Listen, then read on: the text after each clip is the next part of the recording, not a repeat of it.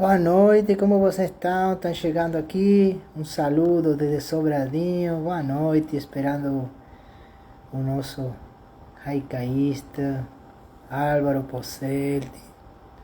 Muito bom quando ele chegar. Como vocês estão? De onde vocês estão? De que cidade do Brasil? Eu sou Javier Balado também, poeta do haikai, divulgador do haikai. Eu amo haikai. Estou aqui desde Sobradinho City, também conhecida como Sobra Disney. Saludos, saludos para todo mundo. Vai ser um prazer aí quando o Álvaro chegar, poder conversar sobre essa pergunta, né? De que falamos quando falamos de haikai, né? Eu já fiz meu chazinho de cidreira também, quentinho, época de chuva, aí Curitiba, Gisela, muito bom, de Santos, São Paulo. Gente, eu quero ir para Curitiba, para o São Paulo, para levar uma atividade de haikai, chamado Haikai Portunhol. Uma atividade do haikai que mistura o português e o portunhol. Então aí depois, por favor, vou falar um pouquinho, com o permisso do Álvaro, para falar sobre o meu projeto. Então é isso, estão chegando todas as pessoas, que massa, muito bom. Vou saludar a todo mundo, aqui está meu chacinho bem quentinho. Aí Álvaro se vai sumar. Álvaro, aqui está Álvaro agora. Álvaro, aceitar. A ver se Álvaro aqui entra.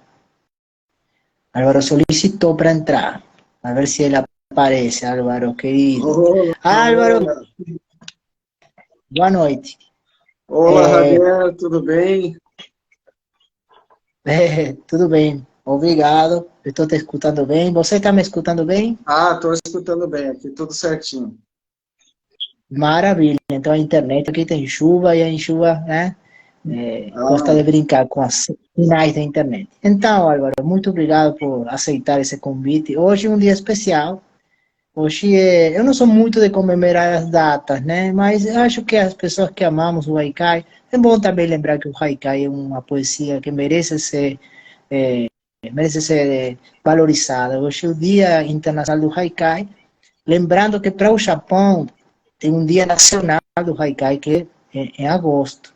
Mas para o resto do mundo, é, a partir do Haikai Foundation, que acho que você conhece também, a Álvaro, se dedica, uma fundação que se dedica muito, muito a divulgar o Haikai em várias línguas ao redor do mundo. Bom, eles falaram que o 17 de abril poderia ser o Dia Internacional. Então, hoje é um dia muito bom. Como amanheceu você nesse dia tão especial, Álvaro?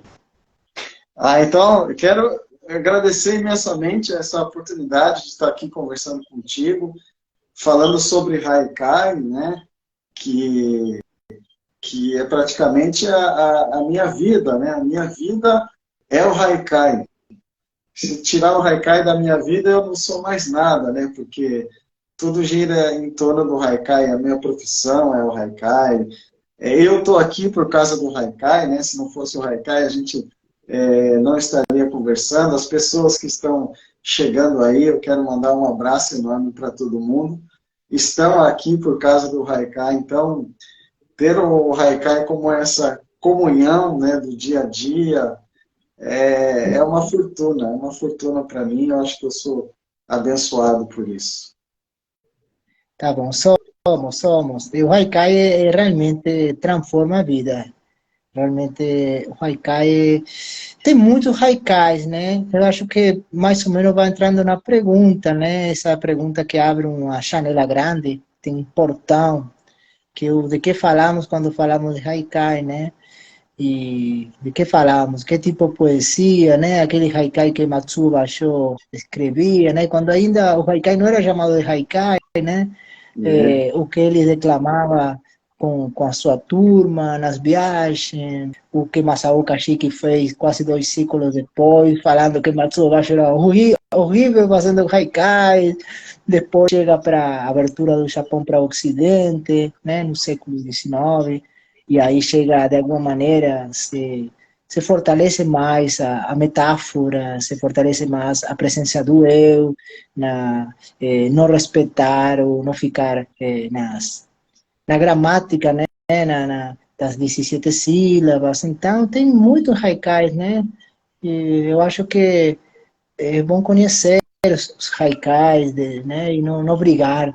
E isso é um haikai, isso não é um haikai. Acho que o haikai é uma poesia para compartilhar e em boa hora a gente poder ter diferenças, mas tem que ser diferença a partir da empatia, do carinho, da valorização do outro, porque as pessoas quando colocamos nosso corpo, nosso coração, nossa mente para escrever um haikai, estamos pensando também na outra pessoa que vai ler esse haikai. É um ato de, de, que se tem que completar quando o haikai é lido, escutado por outra pessoa. Então, eu acho que vai por aí. Vai por aí. Acho que você também tem muita experiência, vários livros escritos. E hoje, por exemplo, para passar a palavra a você, Álvaro, hoje fui a escola da minha filha aluna aqui em Sobradinho, a escola classe 05, primeiro ano do ensino fundamental 1, e foi uma delícia falar com ele, declamar haikai, olhava falando, isso haikai simples, que lindo, né? Porque a gente tem a ideia da poesia que é só para adultos ou jovens, que, né? Essa coisa difícil, rebuscada, e quando você vai à simpleza mesmo os primeiros poetas do haikai, como Isa Kobayashi, quando ele falava das formigas e dos bichinhos, e acho que isso também nos leva mais para a poesia compartilhada. Não sei o que você acha, também tem muita experiência com as escolas, as bibliotecas. O que você descobriu e ainda descobre nas suas vivências em haikai com crianças e adolescentes? Bom, eu faço um trabalho há mais de 10 anos com oficinas de haikai nas escolas públicas, né, um trabalho voluntário. E o haikai, como é um poema universal, né, as pessoas perguntam, e esse livro é para qual idade, né? Já entrando nesse tema de universalidade, de faixa etária, as pessoas perguntam para que idade que é o livro, e daí é complicado, porque o haikai é universal, então você tem um livro num formato infanto-juvenil, bem colorido, grande e tal, mas na verdade o haikai, eu brinco que é de 0 a 100, né? Vale para todas as idades, né? Não tem como você diferenciar um haikai adulto de um haikai infantil, a não ser talvez por alguns elementos de rima, um certo humor mais inocente, né? Mas o haikai tem essa coisa de ser universal, de ser simples, de ser objetivo, então ele contempla todo mundo. E o haikai em sala de aula, ele é um coringa, assim, porque a gente não trabalha só a questão da poesia, das características da poesia, né? Mas o haikai também pode ir lá para o lado da ciência, né? Flora, fauna, da geografia, a gente pode entrar em história também da própria cultura japonesa, né? Culinária. Então, o haikai em sala de aula envolve um monte de coisa. Envolve também a questão das primeiras leituras. Então, eu tenho alguns livros aqui de cadernos de caligrafia que eu ganhei de uma professora, que ela usa os meus haikais para as primeiras leituras e escritas, né? Então, o haikai serve também para incentivar a leitura, por ser um texto curto, né? A partir de um texto curto, as crianças vão entrando para uns textos maiores. Também, a partir do haikai, vão aprendendo a escrever, né? Então, o haikai em sala de aula, ele caminha por várias matérias, né? Não fica preso só na própria língua portuguesa. é bem interessante, porque eu acho que as pessoas que gostamos de trabalhar com o Haikai como uma ferramenta pedagógica, né? Uma ferramenta para, desde os primeiros anos da alfabetização, mas também não é só a alfabetização, eu acho, hoje, pela experiência hoje com a turma da Luninha, não era obrigado aquele haikai que a gente fez, por exemplo, hoje trabalhamos com as vogais, né? E por cada vogal a gente escolhia uma palavra. Então, a primeira, a A é amizade, a segunda E foi a escola, depois com a I, a O, a gente fez Isaac e Olivia como personagem, e o último foi um personagem que foi a U do unicórnio. Então, eu falei, nesses três versos, você coloca essas palavras, brinquem com as palavras, sabe como que você acha melhor. E aí ficou bem diferente, umas crianças do outras, escrevendo com letras mais grandes, mais pequenas, às vezes uma palavra que falta uma letra, mas é a vivência que eu mais valorava, entendeu? Então eu escrevia, por exemplo, a ver, um haikai, era na escola, Isaac e Olivia brincam como unicórnios. Outra falou, unicórnios, Isaac e Olivia na escola. Mas, para mim, isso é uma poesia haikai.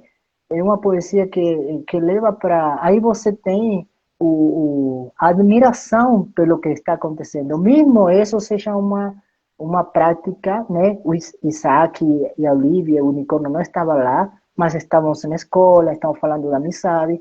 E por que não pensar em personagens, né, que leva a admiração e a surpresa, que de isso se trata aquela parte da estrutura, né, que eu acho que sempre tem que ter, não só o haikai, sino a poesia, que é o chamado do mono no aguare, né, aquela surpresa, aquele momento de que o corpo, o coração se sacude de emoção, e aí você quer escrever um haikai, ou escrever uma poesia, um aforismo. Eu acho que se a gente, quando falamos de haikais, a gente pensa que o haikai são muitos haikais, como aqui em Brasília. A gente pensa que Brasília são muitas Brasílias, não é só o plano piloto, as anotas azuis. Se tem aqui alguém aqui do Distrito Federal, que também é Ceilândia, é Sobradinho 1, Sobradinho 2, Taguatinga, Guará 1, Guará... Enfim, a gente reconhece o haikai, porque as pessoas que estão fazendo o haikai hoje no sul da Argentina, hoje em inverno, o haikai dele vai ter outras histórias, entendeu? Para contar. Talvez até outros sentimentos. Uma pessoa que quase não sai da casa, ou uma pessoa que sai porque tem que sair, tem muita neve, tem muito frio, com as coisas que se vai alimentar. Então, e na mesma coisa que morando em Aracaju, por exemplo, que eu morei, onde, qual é o clima de Aracaju? Se todo ano vai 38 graus, qual é a estação? Sempre verão, né? Sempre verão. É. Então é isso. Mas eu acho que o haikai em sala de aula, até eu sou formado em letras e o meu TCC se chama o haikai em sala de aula. Então, eu conheci o haikai em 2003 na Biblioteca Pública do Paraná, aqui em Curitiba, mas eu conheci como um poema de 3 versos, e eu comecei a escrever coisas que não eram haikai, né? Às vezes saía até meio que um ditado popular e tal. Aí, em 2004, eu entrei para a faculdade, e eu sou formado em letras, então eu aproveitei o TCC para estudar o haikai, e também aproveitei o estágio para fazer oficina de haikai, né? E durante esse tempo todo, a gente nota que as crianças, claro, têm uma dificuldade, não é fácil a gente pegar de primeira a essência do haikai, mas uma coisa muito interessante que a criança tem é que elas são intuitivas, né? Elas não ficam intelectualizando o haikai. E quando você faz oficina com adultos, a única coisa que você fica vendo eles fazer é contar sílabas poéticas, né? E daí eu sempre falo para eles, eu vou trazer aqui uma fita isolante e vou amarrar aí os dedos de vocês, porque a gente fica contando sílabas e o poema fica passando, né? O poema fica passando. E daí você se prende nessa questão técnica, né? E para a criança acaba sendo muito difícil. Então, quando eu faço a oficina com as crianças, é claro que quando se pensa na métrica, né, consegue atingir a métrica, é muito bom. Mas a criança é muito intuitiva. Então, ela faz o haikai assim, né, como tem que ser feito, né, assim, sem pensar, sai assim, de forma ingênua, de forma criativa, de forma bem espontânea. Né? Então, o Haikai em sala de aula é uma ferramenta magnífica para você trabalhar. E se o professor de matemática falar, mas eu sou professor de matemática, não custa nada você começar a aula e colocar um Haikai lá no cantinho e começar a sua aula, né? E dar a sua aula normalmente. Eu tenho certeza de que ela vai ficar diferente só por essa provocação. Eu acho também. Também o que eu penso falando sobre criança, relação com adulto, né? Essa coisa você. O que eu falo quando dou uma aula de haikai é que não fiquem nas sílabas poéticas e que escutem o haikai, a musicalidade do haikai, que é importante muito a declamação para mim do haikai. Você sente essa vontade de escrever haikai porque aquela imagem que está em frente de você, ou aquela lembrança também, né, aquele sonho, aquele anelo, né, que não é só para mim, como chamam às vezes as pessoas que são do haikai tradicional, o aqui e o agora. Eu falei, aqui e o agora, tanto que eu estou olhando, estou sentindo o frio, o calor, como também isso aqui agora é uma lembrança, um anelo, um sonho que eu tenho, que eu quero fazer tal coisa, acordei com um pesadelo, com um sonho, né? E, e é importante também isso de que o haikai possa ser mais do cotidiano, do dia a dia, né? Então, as crianças, elas não ficam na métrica, ela faz o seu... Eu acho que o haikai nas crianças, do Fundamental 1, sobretudo, tem que ser visto como uma aproximação, como um exercício para escutar primeiro um haikai, a maioria das vezes pela primeira vez, né? Se conectar com essa transmissão oral, que é a primeira transmissão de nós seres humanos, a transmissão dos outros, né, os pássaros, né, a transmissão de muitas espécies, a transmissão oral, né, a declamação muito importante, eu falo, quando se lê, né, declamar, dá poner uma intenção, uma teatralidade, e depois as crianças, você escreve no quadro e copiam. E se falta uma letra, uma palavra, ou mudar uma palavra, não é o mais importante. O mais importante é que, dentro da alfabetização, possamos brincar também com poesia. Por exemplo, quando me falam o que para você é o mais parecido hoje do haikai no Brasil, eu falo, no haikai não, mas, por exemplo, do Renga Haikai, que era anterior o haikai, né? Que depois Matsubashi pegou esse primeiro verso e deu autonomia, é a batalha de rima.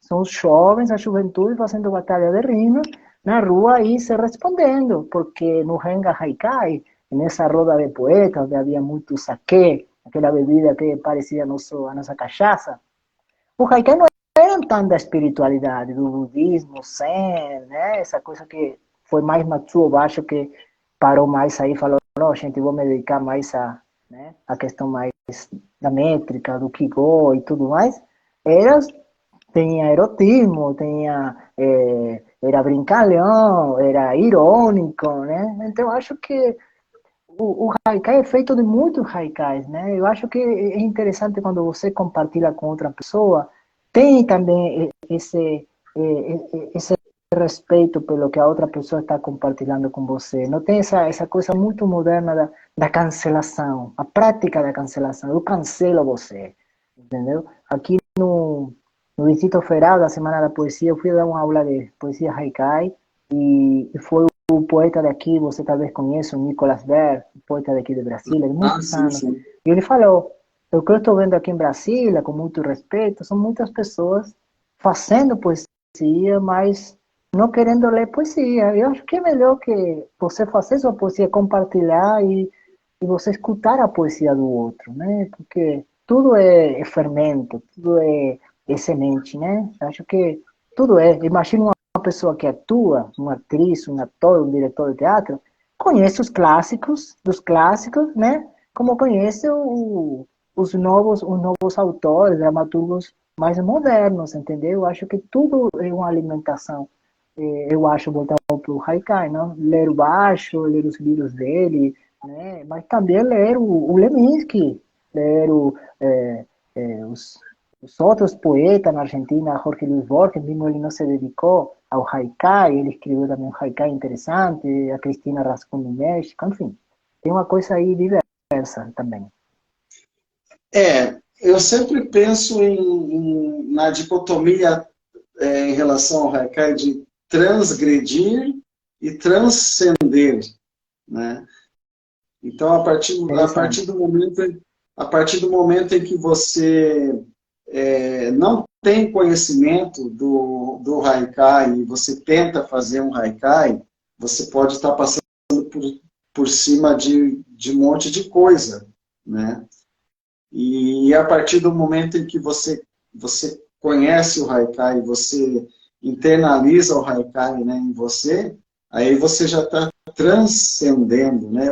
Eu gosto muito do haikai do Paulo Leminski, porque ele mergulhou na cultura japonesa, né? Ele foi além, ele transcendeu.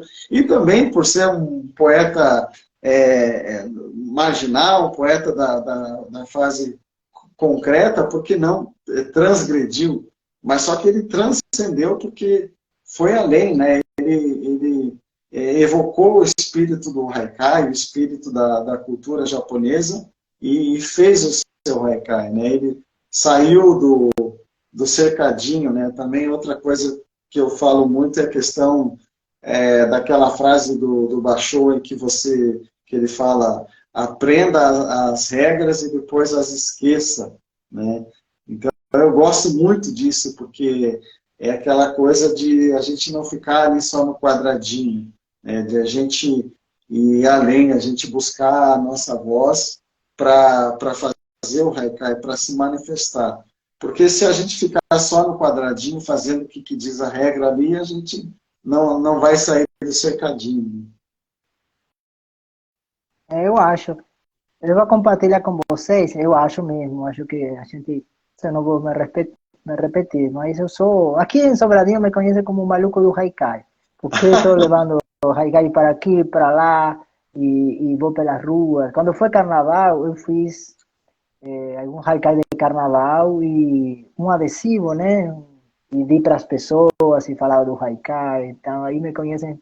No início era o argentino, né? Aí meu nome já ninguém sabe. E agora sou o maluco do haikai, mas eu gosto mais do maluco do haikai mesmo que do argentino. Mesmo a gente sendo campeão do mundo, viu, Álvaro?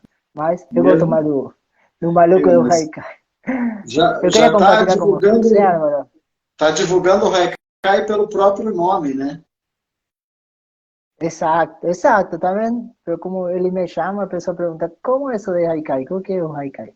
Então, eu quero compartilhar com você, falando de Matsuo Basho, uma história dele com seu discípulo, Takarai Kikaku, que eu gosto muito dele, né? Que fala, certo dia em que passeavam pelo campo, Matsuo Basho e seu discípulo Takarai Kikaku se extasiaram olhando o revó das libélulas. No ato, Takarai Kikaku compôs um haikai. Libélulas vermelhas, tirai-lhes as asas e serão pimentas.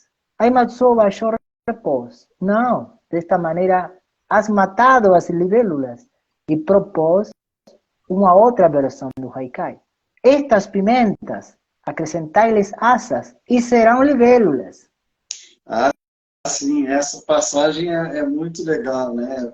É muito bacana essa réplica aí do Basho.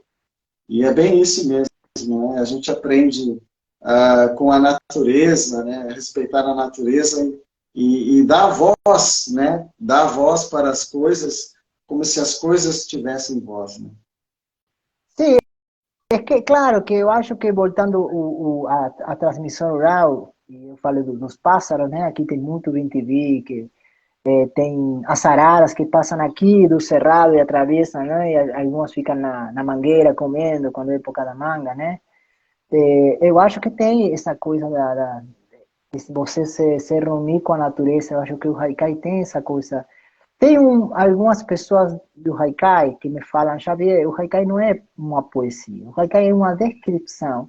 Só que como é uma descrição que utilizando umas palavras mais poéticas, vira um poema. Mas o haikai tem que ser primeiro uma descrição, só que utilizando palavras que façam dessa descrição um poema.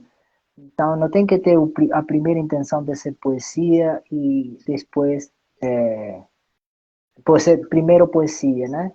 Eu, na verdade, fico pensando, Álvaro, não sei você o que acha, eu estou com dúvidas sobre esse manifesto, né? Sobre essa ideia. Sobre, sobre ser uma descrição? Se o haikai tem que ser primeiro uma descrição, mas uma descrição que utiliza palavras poéticas, então vira uma poesia. Eu já penso que a essência do haikai não é ser descritivo, né? É ser sugestivo. Então, daí aí também tem outra dicotomia que eu uso, que é sensibilidade e sentimento, né? A sensibilidade fica por conta do poeta. É o poeta que vai fazer aquele clique, fazer o registro, para daí sim o leitor usar o seu sentimento, né? É o leitor que vai achar bonito, vai achar legal, vai achar engraçado, né? Mas a gente simplesmente está ali para apreciar, para absorver aquela cena, né? E não colocar o dedo nela. Então, aí entra a questão do eu no haikai, né? De você falar das coisas como se as coisas estivessem em vós, né? Então, eu não acho que o haikai seja uma descrição, até porque é o contrário, né? Tem que ser uma sugestão. Uma sugestão. Eu também, eu tenho dúvida também, porque acho que a descrição, a palavra, eu acho que se relaciona mais com aquilo que você só descreve, entendeu? Não tem uma intenção mais subjetiva. Parece uma coisa, uma prática mais fria, né? É só nombrar o que você está vendo. Eu acho que o haikai é aquilo que você está vendo, está sentindo, transmitir esse sentimento e sim, porque a gente não pode confundir. Agora eu estou pensando, tá? Eu não sei se talvez amanhã mudo de ideia. Mas talvez a gente não tem que confundir descrição com simpleza poética. Uhum. Por aí, né? A gente usa a simplicidade no haikai. Mas é claro que talvez de uma forma didática, em sala de aula, a gente possa começar falando nessa questão da descrição, mas é um termo que eu realmente não uso. Eu uso a questão da sugestão, né? Eu falo para os alunos como se fosse uma fotografia, né? E daí eu tenho um GIF que eu uso, que é o salto de uma rã, né? Então ela fica dando salto. E daí eu falo para os alunos que antes de mostrar a rã, eu falo para eles, eu trouxe aqui a minha mascote e ela vai explicar para vocês o que é o haikai, né? Daí eu coloco o GIF da rã saltando, aí os alunos já, uma perereca, e começa todo mundo a dar risada, né? Eu falo, não, mas esse é o espírito do haikai, né? Porque o haikai é exatamente isso, essa percepção instantânea que a gente tem de alguma coisa e que a gente vai fazer esse clique, como se fosse uma fotografia, só que a gente usa todos os sentidos, né? Não só o da imagem, né? E daí eu já aproveito para linkar esse GIF e falo para eles, esse GIF também faz referência ao haikai mais famoso do mundo, né? E daí entro lá no haikai do Basho. E nas minhas oficinas mais recentes, porque sempre quando a gente faz oficina, eu não sei, nunca é igual, nunca é igual. Sempre eu estou colocando uma coisa a mais. E no ano passado, eu aprendi com a minha esposa, Maísa, sobre a palavra otaku. Né? Sabe o que quer dizer otaku? Não, nem fala. Otaku é um termo usado para denominar a pessoa que gosta da cultura pop japonesa. Uhum. Então, quem gosta de anime, de mangá, é otaku. Então, eu tenho usado essa palavra como abertura da minha oficina. E daí, quando você coloca a palavra lá no quadro que aparece na tela, todo mundo fica alvoroçado, né? Otaku, um aponta para o outro, ele é otaku, né? Eu sou otaku. E daí eu começo então a minha oficina através dessa palavra, dizendo que otaku, por que não, né? Por que só anime e mangá? Por que também não o haikai, né? Que o haikai é até mais antigo que anime e mangá. E daí eu descobri alguns desenhos que tem haikai, como por exemplo, tem um anime na Netflix chamado Palavras que Borbulham como Refrigerante. Você já viu? Exacto. É, No, ainda não vi.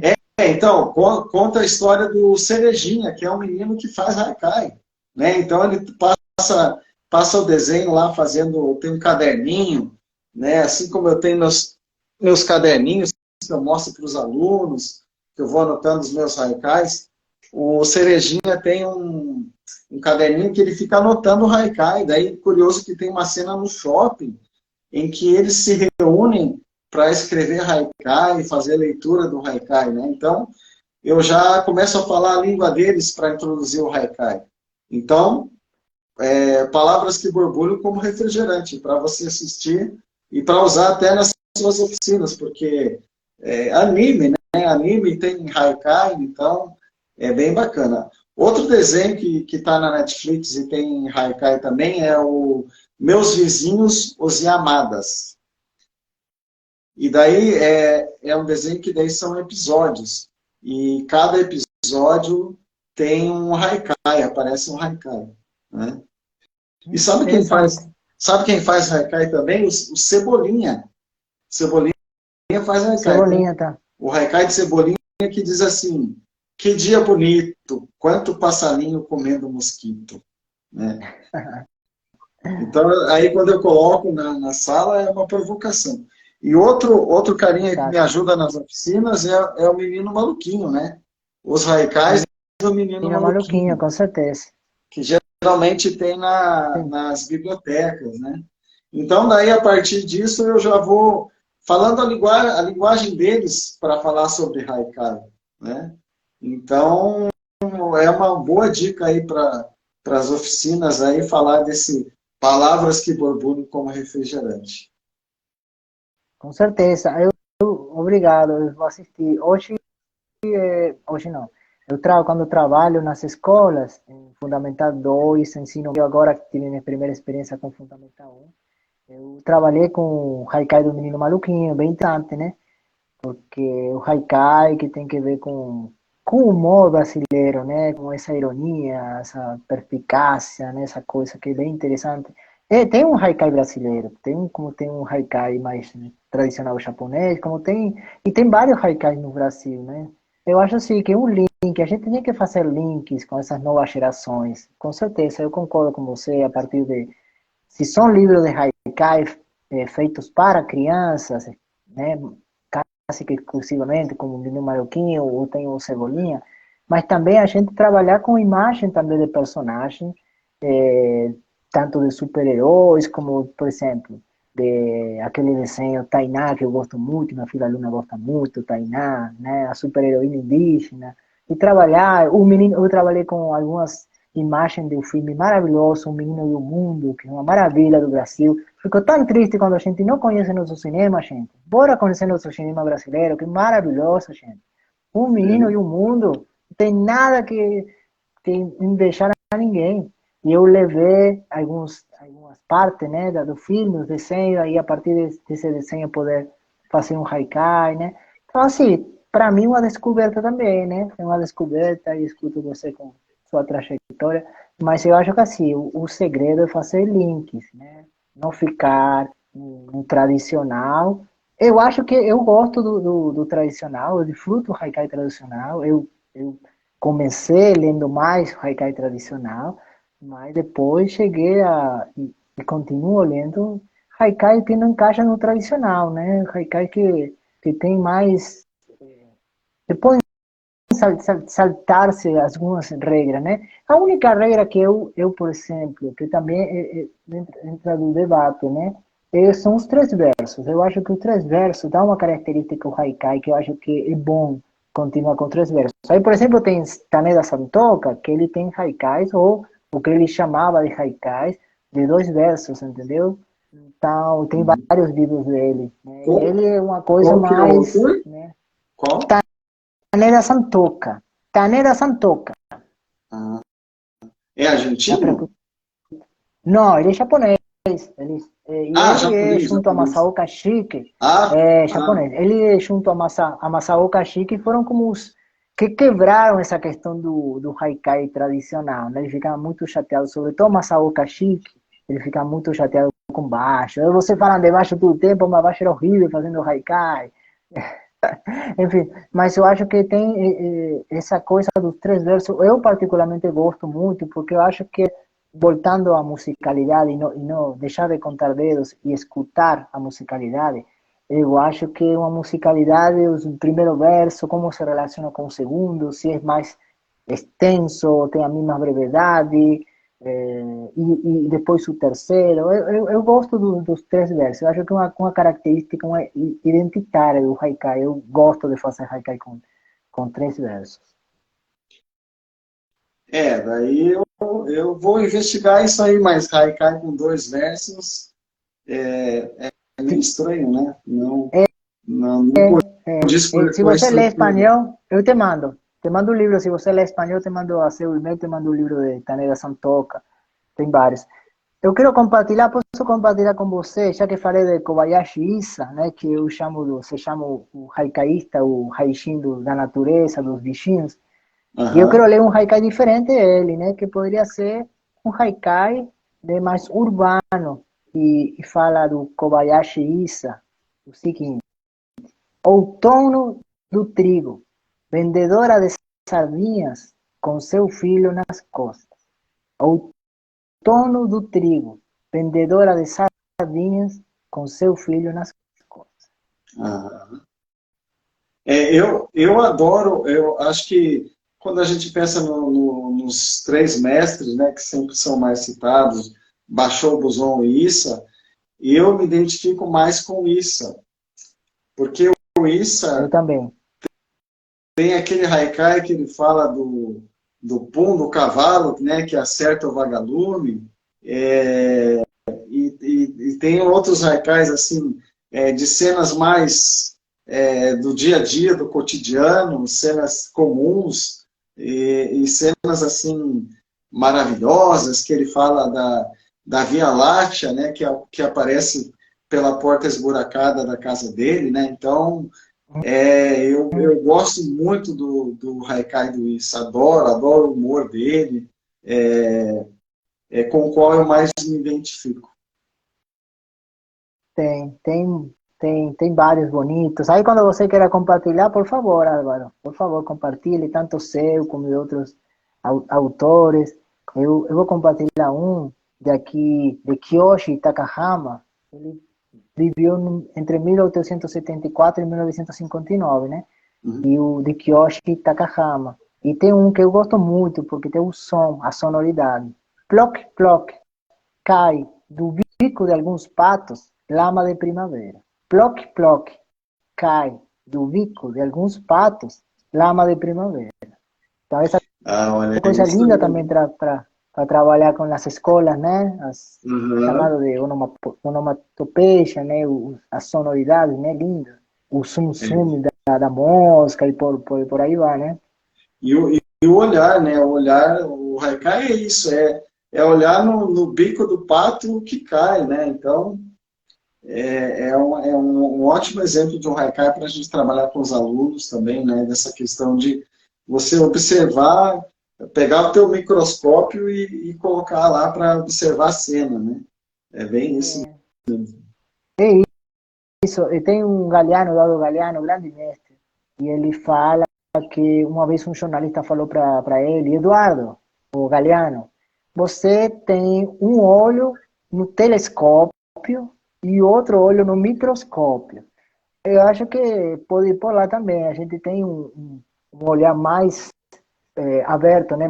Mais panorâmico, né? Na fotografia se conhece como o grande panorâmico, né? Uma lente Macro e panorâmica. micro, né? E exatamente, uma lente macro falando de fotografia, né? Depois de 20 anos deixei fotografia durante a pandemia, me dediquei ao Haikai, assim, mais a escrever. Então, tenho essa coisa também da relação entre a fotografia, a imagem fotográfica e o Haikai. Então, eu acho que é bom isso também, tem, né? Tem essa capacidade o olhar macro, o olhar micro, né? A macrofotografia dos bichinhos, né? Dos pequenos detalhes, mas também o olhar do telescópio, né? Poder olhar mais amplamente. Acho que pode sair muita coisa aí, né? E você como se relaciona, Álvaro, com poesias que falem sobre temáticas sociais? Eu li alguns haikais, eu vi alguns haikais também falando mais de questões sociais, de pobreza, de a questão das ruas aí em Curitiba. Como é a sua relação com esse tipo de haikai? Você escreve muito esse haikai? Você para nas ruas para escrever sobre alguma situação mais de injustiça social ou mais chamada de política? Como é que isso entra no seu haikai? Olha, entra mais de forma bem sutil, né? Eu não escrevo, não lembro assim de ter escrito alguma coisa um pouco mais direta, mas sempre aparece um andarilho. Esses dias eu estava no sinaleiro e tinha um andarilho que estava no semáforo e ele tinha um cachorro que usava chapéu. Cachorro usando chapéu, né? Imagine se eu já não, além de ser uma cena muito engraçada, né, que a gente não vê todos os dias, ainda usar chapéu, né, que é também uma das minhas preferências, né? Então eu assim, eu não procuro não envolver muito assim de forma direta, né, questões de religião, questões sociais, né, no haikai. Na verdade, eu gosto muito de fazer humor no haikai, né? Então quando eu conheci o haikai, eu fazia muito haikai intuitivo, muito humor, né? A minha primeira fase foi de humor. Eu ia dormir e eu tinha que estar com um caderninho para anotar o que vinha. Vinham coisas assim que hoje eu já não consigo mais, já não tenho mesmo gatilho para fazer. Porque depois eu fui estudando mais o haikai, conheci o haikai guilhermino, que ele é mais técnico, né? E daí, agora da pandemia para cá, eu tenho feito mais haikai tradicional. Na pandemia eu me envolvi mais com o haikai tradicional e daí eu não consegui, quase não consigo escrever haikai de humor como eu fazia antes, né? E um dos meus haikais lá do começo, que na verdade é um seiril, né, um haikai de humor, ele é bem famoso aqui em Curitiba, viralizou nas redes sociais, foi pintado em muro, ele tem em vitral, né, na parede, que diz assim: Curitiba não nos poupa, ontem tomei sorvete, hoje tomo sopa. E por coincidência, esse haikai e outros que eu tenho de Curitiba, quando chega o aniversário da cidade, que é 29 de março, eles são estudados nas escolas municipais. Então, os alunos leem esse haikai e tal, e fazem a haikais para Curitiba baseado nos meus haikais. E daí o que acontece muito é de ter o convite das escolas, de ir a visitar as escolas para falar sobre os haikais, conversar com os alunos, né? E também a minha casa é um espaço cultural onde eu recebo as escolas. Eu transformei minha casa num espaço cultural. Inclusive, no mês passado, quando eu lancei meu livro mais recente, Sopro de Criança, eu fiz um lançamento aqui em casa.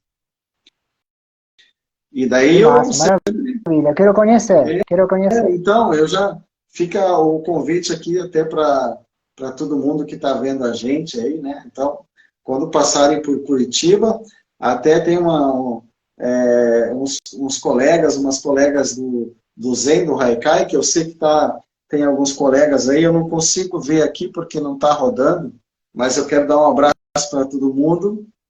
E quando estiverem passando aqui por Curitiba, não precisa nem estar passando, né? É só a gente combinar aí um dia dia aí, né? A gente vem fim de semana ficar aqui, tá todo mundo convidado, né, para conhecer o espaço. E o meu sonho é justamente fazer uma reunião, né, uma reunião com os colegas, as colegas Regins aí do Brasil, fazer uma reunião aqui de Haikai para a gente fazer uma fogueira lá no meio do jardim e fazer um momento aí de Haikai, uma produção de Haikai, então vai ser muito especial. Vai ser muito especial, pero poder ir aí também, eu vou falar depois você por privado, também a possibilidade de poder ir para lá com uma ajuda aqui no FAC, aqui no Fomento à Cultura do DF. Eu vou conectar meu celular, mas deixa uma pergunta para você, que também é para mim, mas enquanto eu conecto meu celular, a ver que fez um aqui, essa pergunta que fala, sou iniciante e gostaria de saber se é obrigatório ter imagem em todo Haikai. É obrigatório ter imagem para compor um Haikai? Enfim. Aí eu vou conectar meu celular, tá, Álvaro? Não, tá bom. Escuta a pergunta. Essa palavra obrigatório, eu acho que ela é muito forte, né, quando a gente vai falar de poesia, porque a poesia não é uma obrigação, né? Então, essa questão de, é obrigatório ter a palavra de estação, é obrigatório ter as 17 sílabas poéticas, né? Então, fica muito forte, muito pesado. Pode ter. Que eu estava dizendo, porque essa palavra obrigatório, ela é muito pesada, né, para a gente falar de poesia. Nossa, na poesia, na arte, a gente não tem obrigação. A arte é fabulosa por causa disso, né? A gente não tem obrigação. Porque a gente pode seguir algumas características da poesia, né? Até a questão de quando alguém escreve um haikai e pergunta, olha, isso aqui é um haikai, né? Se a pessoa escrever um haikai, vai ser um haikai, sempre, né? O que a gente pode analisar e conversar é sobre as características, né? É a mesma coisa quando você faz um bolo. Você faz um bolo de banana. Então, você fez um bolo de banana. É um bolo de banana, né? Você quis fazer o bolo, então o bolo está feito. O que a gente pode fazer é provar e ver se ele está no ponto, se ele, né, não ficou muito doce, se faltou açúcar, nesse sentido. Então, essa questão da imagem, eu acho que todo haikai tem uma imagem mental, né? É aquela imagem que a gente imagina que não é necessariamente uma imagem fotográfica, né? Uma imagem visual, né? Porque a gente pode falar do frio, um haikai do frio, que a gente vai ter essa imagem mental, a gente vai ter aquele calafrio, né? Quando a gente lê o haikai. Então, sempre ele vai ter essa imagem mental, ele sempre vai levar a gente para algum lugar. Com certeza. Eu penso também assim, que a imagem, para escrever um haikai, tem que ter a imagem, mas voltando ao que falava antes, não tem que ser aquela consigna do aqui ou agora. É a imagem que vem de uma lembrança, uma imagem que vem de uma saudade, uma imagem que vem de um sonho, um pesadelo. São imagens, e a partir dessas imagens que comoveram nosso coração, então aí escrever um haikai, né? Então eu acho que a questão da imagem, que pelo que eu entendi da pergunta, não é que só você vai escrever um haikai olhando para uma paisagem, seja mais natural, mais seja urbana, né? E falando de paisagem urbana, eu quero compartilhar um haikai com você, ver se você conhece. Lua de outono, dorme o bêbado na praça, todo iluminado. Conheço. Olha, Conhece, né? Do seu livro. Seu livro, Um Lugar Chamado Instante, né? Eu não sei se você tem um tema favorito no haikai, mas um dos temas favoritos meus é a lua, né? Então, falar da lua, assim, existem temas que são mais, assim, para mim, acho que às vezes é mais fácil de me expressar, e tem outros que, às vezes, eu tenho uma dificuldade, que eu acabo fazendo uma coisa mais descritiva, né? Mais a lua, temas de outono, assim, parece que que saem da mão, assim, sai naturalmente, né? É, por isso eu gostei, dentro do que eu li, o que consegui pegar na internet, né, algumas participações suas em coletâneas, e me chamou muita atenção. Falei, vou falar também com o Álvaro, se tem essa questão de caminhando para a rua e a pobreza que a gente pode ver. Eu não conheço Curitiba, mas aqui em Sobradinho tem muitas pessoas que moram na rua, moradoras de rua, tem uma pobreza que Ah, é sim. até dá muita vontade de chorar. Mas aí, como também escrever um haikai, eu no carnaval, a ver se encontro aqui para compartilhar, eu tenho de cabeça. Tenho de cabeça, esse é um haikai que escrevi para o último carnaval. O pobre sem teto, fantasiado, mais triste, fim do carnaval. Fim do carnaval, fantasiado, mais triste, pobre sem teto. Então é uma coisa que eu via muito aqui você vê nos bares chiques, na Asa Norte, Asa Sul, né? E essa questão da pessoa que mora na rua, que mora embaixo das árvores, perto das super quadras aqui, né? Que estão com os barracos, com as famílias inteiras. Mas chega o carnaval, quer vivenciar o carnaval? Por que não? Se ele é um cidadão do nosso Brasil. Que coisa tão maravilhosa vivenciar o carnaval. Só que aí, quando é carnaval, de alguma maneira, ele pode se relacionar com a sociedade. Ele não é já o lixo que fica aí de lado, entendeu? E no Uhum. carnaval aí a gente se mistura, junto e misturado, mas passa o carnaval e aí chega a tristeza também de voltar a já não estar mais junto e misturado, a voltar a ser aquele cara que mora na rua, né? É verdade. E esse haikai que você falou da lua, eu gosto quando quando eu consigo fazer um haikai que eu misturo dois elementos que se fundem, né, numa cena e que, na verdade, eu não estou falando nem de um e nem de outro. Né? Então, isso Interessante. acontece muito por exemplo, a lua que ilumina o portão enferrujado. Né? Então, eu tenho outro haikai Tá. que Esse é, do Isa, Kobayashi, a lua que ilumina o portão enferrujado, é não, dele, não não, é? eu tenho um que diz assim, é, Ah, você também tem um, que interessante. ganha novo brilho o portão enferrujado, lua de verão, né? Então, na verdade, eu não estou falando nem do Tá. portão e nem da lua, eu estou falando dos dois. Então, eu gosto Exatamente. de, quando eu consigo escrever um haikai, que, por exemplo, eu observo alguma coisa através de um reflexo, né? Por exemplo, é, de uma poça d'água, de um para-brisa, né? O para-brisa dos carros já me deram muitos haikais. Né? Então, você está no trânsito, É, de repente você está olhando no para-brisa do carro lá na frente e passa um avião, né? O reflexo de um avião. Eu já vi muito isso, né? Você olha pelo espelho e você vê um pássaro voando lá no fundo. Então, eu gosto muito disso quando eu consigo falar de duas coisas que se fundem. eu acho também uma estética, eu gosto também, eu tive só um primeiro livro que chamou em espanhol Haikuísta, El Espejo, La Sombra, La Voz, que fiz desde aqui do Brasil, com meu grande amigo Jean-Marie Robin, que é parisino, francês, que faz toda a parte de arte e design gráfico do livro. E a gente imprimiu lá em Buenos Aires uma cooperativa que agora tem uma livraria também. Então, sempre tenta ter uma conexão com espaços também de resistência, espaços mais cooperativos, colaborativos.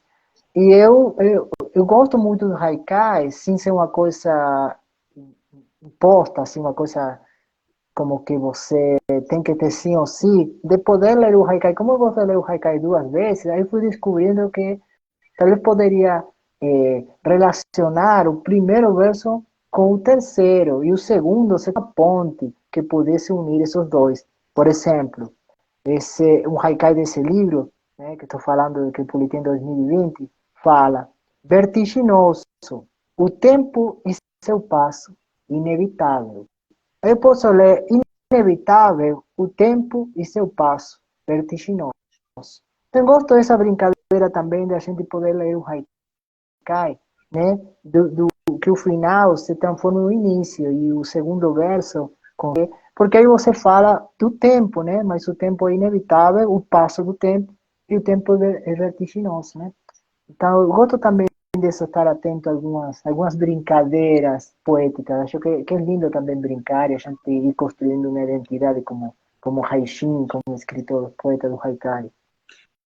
Aí, isso é legal também, né? Porque às vezes a gente escreve um haikai e tem a questão de. Geralmente eu uso, né, esse padrão que é o. Eu sempre comparo a estrutura do haikai com a estrutura de um texto narrativo, né? Porque Ah, o texto narrativo interessante. tem a introdução, o desenvolvimento e o clímax. Não, tem a introdução, desenvolvimento, clímax e desfecho, né? O texto narrativo. Exatamente. E o haikai é a Aí mesma sim. coisa. Para mim, o haikai é a mesma coisa, né? Porque na primeira parte, geralmente, tem a introdução. Na segunda parte, você tem o desenvolvimento e o clímax. E o desfecho fica sempre por conta do leitor, né? Então, muitas vezes, eu escrevo um haikai, né, nesse padrão e tento inverter para ver o que dá, né? E daí Uhum. acontece é, de acordo com o exemplo aí que você falou, né? Porque às vezes a gente pode inverter e ele ter uma potencialidade, né? Mesmo invertido que traz um efeito para o haikai. Então é bem isso mesmo, né? Às vezes eu faço um haikai que tem essa questão de qual que é a primeira parte, qual que é a segunda. Aí eu deixo o haikai sem pontuação para deixar por conta do leitor. É o leitor que vai decidir qual que é a primeira parte ou segunda. Porque sempre É, a minha marca no haikai tradicional é colocar o travessão, né? Então eu falo para os uhum. alunos, ó, se você vê um haikai meu que tem um travessão, é porque é um haikai tradicional. Se não tiver travessão, daí já é outro estilo. Pode ser humor, pode ser livre, pode ser um guilhermino, mas a minha marca que eu aprendi é usando o travessão, né? Então é muito legal essa ideia de você inverter e ele ter a mesma força, né? Interessante. Bom, Álvaro, que a verdade já temos quase uma hora de Nossa, conversa. é Estou muito verdade. feliz. Nossa, Estou muito o tempo feliz. Eu queria passar passou rapidinho o aqui. tempo. É Nossa, por isso o Haikai, né? eu É não. vertiginoso. O tempo é seu passo inevitável. A É, gente não pode evitar o tempo. eu não conseguia ver porque Maravilha. aqui não tá rodando, mas eu sei que entraram pessoas queridíssimas, né? Pessoas maravilhosas, gente que eu quero conhecer, assim. E aqui não ficou rodando, ó, mas estou vendo aqui algumas pessoas aqui, algumas eu não conheço, mas eu quero deixar meu abraço apertado para todo mundo, um abraço apertado para você. Obrigado por essa oportunidade. Quero te conhecer pessoalmente, então a gente fica combinado assim, né? Ou eu posso ir aí, ou quando você vier visitar a capital do leite quente, né? Vem aqui conhecer a casa para a gente trocar um monte de figurinha aí sobre Haikai. Com certeza, com certeza. Eu vou te falar depois que agora aqui em Brasília tem o chamado Conexão Cultural e que as pessoas que já temos uma trajetória com a arte, no meu caso com Haikai, já há mais de 2 anos dando aulas, enfim, a gente pode apresentar um projeto. Eu tenho um projeto que chama Haikai Portunhol. E tem uma pergunta depois do título Haikai Portunhol. Pode uma poesia, pode um poema de origem japonês ser uma ponte cultural entre Brasil e Argentina? Então me interessam muito também os haikai do Brasil e da Argentina, tanto os primeiros escritores de haikai, como agora o que está acontecendo nas escolas, como o haikai brasileiro está se desenvolvendo nas escolas, com as temáticas, a estética, né? E a mesma coisa na Argentina. Então, depois a gente vai falar um pouquinho aí, se eu consigo uma força, poder fazer também um bate-papo aí com outros poetas de haikai, falar sobre como se relaciona o haikai brasileiro e o haikai argentino, seria muito bom. Então, vamos falando, e eu me despido com um haikai que não é da minha autoria, mas é um haikai de uma escritora mexicana, tradutora, se chama Cristina Rascón, e um haikai que me gosta muito, é muito visual para mim. E o haikai de Cristina Rascón fala assim: sobre o mar azul, como baleias mortas, duas rochas pretas. Sobre o mar azul, como baleias mortas, duas rochas pretas. Então, viva o Haikai, feliz Dia Internacional do Haikai. Parabéns para você, Álvaro, o poeta Valeu, muito mexicano do obrigado, né? Haikai, o Haishin. Feliz dia do Haikai para todo mundo. Obrigado pela oportunidade, que a vida da gente seja sempre cheia de poesia, cheia de natureza, cheia de amizade e cheia de Haikai, né? Obrigado E pela empatia, muita oportunidade. empatia. Um abraço para todo mundo aí e que a gente se encontre logo aí. Muito bom. Aí fala, gostei da ideia, Haikai portunhol. Muito bom. Aí o Haikai acho que nos vai juntar aí, poder escrever Haikais em português, em espanhol, as palavras que são totalmente distintas, que são iguais, aquelas palavras que são iguais, mas têm um significado totalmente diferente, né? Rato, um momento em espanhol, um rato, né? Um ratão. Então, eu lembro quando estava dando aula no sul da Bahia, de espanhol na escola, e eu falei, a ver, eu falo em espanhol, amiga, vou em um rato. Aí o aluno me desenhou indo num rato gigante, assim como se fosse um cavalo aí com meu chapéu e minha bolsa, né, minha mochila com os livros de espanhol, indo pela rua de Unápolis, no sul da Bahia, indo para a casa de minha amiga, né? Eu vou num rato, né? E num Já rato virou vou um para sua Haikai. casa. Virou Haikai quase, né? É. Então, aí temos uma outra autoria. Tá, ou melhor, gratidão, muitas graças, Muito Álvaro. obrigado, Um obrigado. prazer enorme. Prazer enorme. Gratidão. Enorme. Nos falamos. Gratidão. Um abraço para Até todo sempre. mundo aí.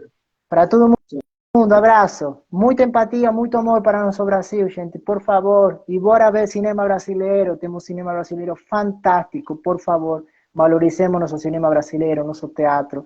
Eu sou fã do Brasil, amo o Brasil. Por favor. Argentina, Brasil, América Latina, gente. Bora valorar o nosso. O cinema argentino é muito bom também, hein? Eu adoro. Também, Muito bom. também, mas muito bom, muito bom. Então é isso, gente. Abraço, abraço para sempre. Que o Haikai nos acompanhe sempre, como diria o mestre Yoda. Que o Haikai nos acompanhe sempre. Tchau, Álvaro. Tchau a todo mundo. Obrigado. Boa noite. Até sempre.